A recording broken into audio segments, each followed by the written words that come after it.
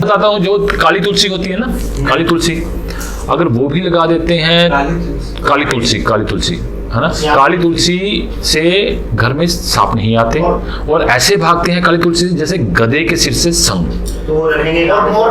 काली तुलसी का पौधा गमले में लगाएंगे अपनी खिड़की के बाहर, खिड़कियों से आएंगे ना सब, तो किसी भी जोन में रख सकते हैं, कोई दिक्कत नहीं। अगर आपके घर में काली तुलसी या कोई तुलसी सूख रही है ना, मर जाती है, तो आपके घर को नजर लगी हुई है या किसी ने कुछ किया हुआ, ये पक्की बात है अगर सूख रही है। और मोरपंख से रिलेटेड एक प्रश्न और है सर, जब विंटर आएगी तो मेरी तुलसी सारी सूख गई नहीं, सूखनी है, जब विंटर आएगी तो उसको ढकना है आपने, उसको कवर कर देना है, उसको कवर करना है आपने। जब भी ऐसे आएगी विंटर में केयर करनी होती है उसकी, उसको कपड़ा दे दो आप। तुलसी को पानी नहीं दिया जाता है जी, इतवार वाले दिन सर? हाँ उस दिन नहीं देते ना, बिल्कुल नहीं देनी। इतवार को ना तोड़नी है ना पानी देना, कुछ नहीं, उसको टच नहीं करना। हाँ, संडे का बाद वैसे नहीं छीटते उसको। सुबह सुबह पानी देने, ब्रह्म टाइम में पानी दोगे तो सबसे बढ़िया रहता है। और तुलसी को तभी सेंटर में सबसे अच्छा माना जाता है, नॉर्थ ईस्ट में सबसे अच्छा माना जाता है। रखना चाहो तो वहां रख सकते हो, इसमें भी चल जाएगी, कोई दिक्कत नहीं। नॉर्थ ईस्ट में प्रॉपर नॉर्थ में बढ़िया फर्स्ट। ओके, बस सूखे ना, बढ़िया जोन है वो, नॉर्थ के पानी वाले जोन है। काफी पुरानी हो गई, एक टहनी जो है सूखी हुई है, बाकी सारे हरा भरा है। यदि वो सूखी रही हो क्या कर सकते हैं?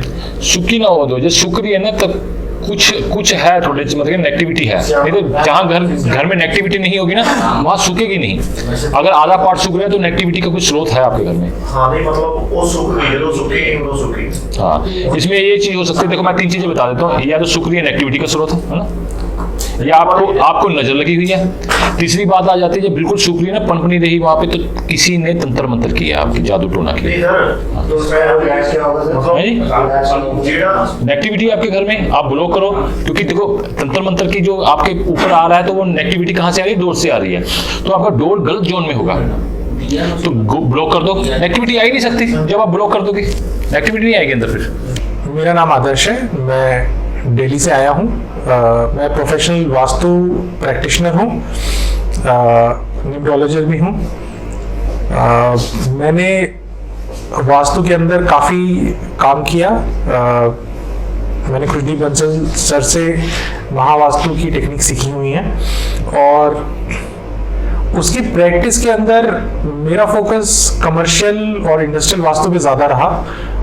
उसके अंदर कुछ चीज़ों के अंदर मुझे दिक्कत आई, मेरे को महावास्तु से काफ़ी सपोर्ट मिला, बट मेरे अंदर हमेशा ये इच्छा थी कि कुछ और जाने, ये तत्व कैसे काम कर रहे हैं, ट्रांसफॉर्मेशन कैसे हो रही है।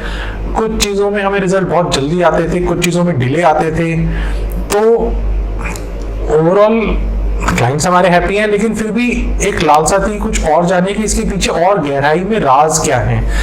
तो कुछ दिन पहले उस इच्छा में सर्च करते करते यूट्यूब पे मैंने सरबजीत जी के कुछ वीडियोस देखे, तो उसके अंदर मुझे कुछ ऐसी चीज़ें समझ में आई जो कि शायद मेरी एग्जिस्टिंग नॉलेज के साथ कॉन्ट्राडिक्ट करती थी, लेकिन जब मैंने उनको देखा क्लाइंट साइड पे जाकर तो वो काम कर रही थी।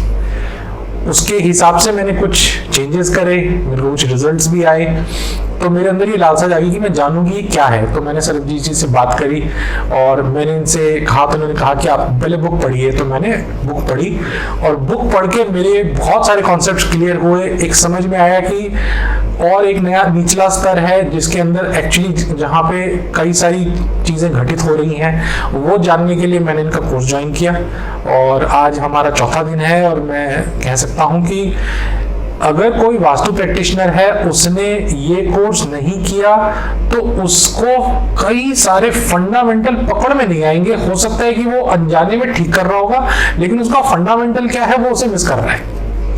तो फंडामेंटल अगर आपको अपने स्ट्रॉन्ग करने हैं, एडवांस टेक्निक्स भी बहुत सारी हैं, बहुत सारे ऐसे प्रभाव हैं जो हम नहीं देखते या नहीं देख पाते।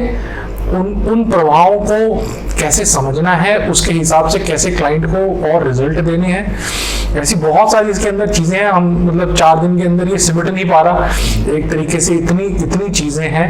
तो बहुत ही बढ़िया कोर्स है। कोई भी अगर अपना वास्तु समझना चाहता है, प्रैक्टिस करना चाहता है, तो उसके लिए कोर्स बहुत ही ज़्यादा बेनिफिशियल है। मैंने इससे पहले बहुत वास्तु कोर्सेज किए हैं, इसलिए मैं अथॉरिटी के साथ ये चीज़ कह सकता हूँ।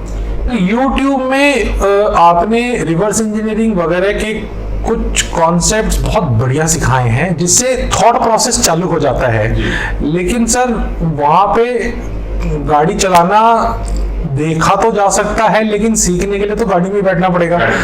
तो वो यहाँ पे आके जब उस चीज में डिस्कशन होती है एग्जांपल्स के साथ, तब समझ में आता है कि काम कर कैसे रहा है। जो हम ये सोचते हैं कि भाई हम घर बैठ के क्लाइंट को फोन पे बता देंगे तुम्हारा ये तत्व बिगड़ा होगा, ये दिशा बिगड़ी हुई है, वो मार्केटिंग का टैक्टिक है, उससे रेमेडी नहीं की जा सकती। वो तो जाके ही देखना पड़ेगा, वो यहाँ आगे समझ में आया। क्योंकि देखना क्या है, कितने लेवल्स तक जाके देखना है, तत्वों को बैलेंस करना कैसे है, इम्बैलेंस हो क्यों रहा है, एनर्जी को फाइंड कैसे, तो तत्व अपने लेवल पे कर रहे हैं, फिर जोन के एट्रीब्यूट हैं, ट्रांसफॉर्मेशन अलग हो रही है, फिर उसके अंदर देवता अलग से आ गए, मतलब बहुत लेयर्स हैं। ग्रहों का भी जो हमने इसके अंदर चित्रण किया है, घर के अंदर प्रीडोमिनेंट ग्रह कौन से हैं, व्यक्ति के अंदर तत्व और ग्रह कौन सा बोल रहा है, किससे उसको दिक्कत आ रही है, तो ये समझ में आता है कि क्या हो रहा है। हम वो जो हो रहा है वो पकड़ ही नहीं पाते। हम किसी ने बोला मेरी तो कैश फ्लो की प्रॉब्लम, हम साउथ ईस्ट में घुस जाते हैं, हमारी ओरिएंटेशन ऐसी है। बट वो क्यों हो रहा है, क्या उसके घर में वो ग्रहों का एक प्रभुत्व किसी गलत ग्रह का क्रिएट हो रहा है, टॉयलेट की एनर्जी कहीं से आके हिट दे रही है, किस एंगल पे दे रही है, क्या वो ब्रह्म स्थान की ऊर्जा की वजह से साउथ ईस्ट में दिक्कत है ही नहीं। ऐसी मतलब ऐसी चीजें आपने रिसर्च कर रखी हैं और हमें मिल रही हैं जो हमने शायद कभी थॉट प्रोसेस उस तरफ हमने कभी चलाया ही नहीं। तो ये बहुत अमेजिंग चीज है। और आपने वो जब आपकी कोई भी किताब पढ़े, मैं सबको रिकमेंड करता हूँ, किताब जरूर पढ़े तो आपको पता लगेगा वो आपके घर के अंदर ऊर्जा को दिशा दे रहे हैं, कहाँ से वो एनर्जी कैसे पास हो रही है, ट्रांसफॉर्म हो रही है। आप पढ़ेंगे जो स्पेक्ट्रम के अंदर कौन से कलर्स हैं, तो वो रेड फायर का कलर है क्यों, वो फायर देता क्यों है, वो आपको तब समझ में आएगा।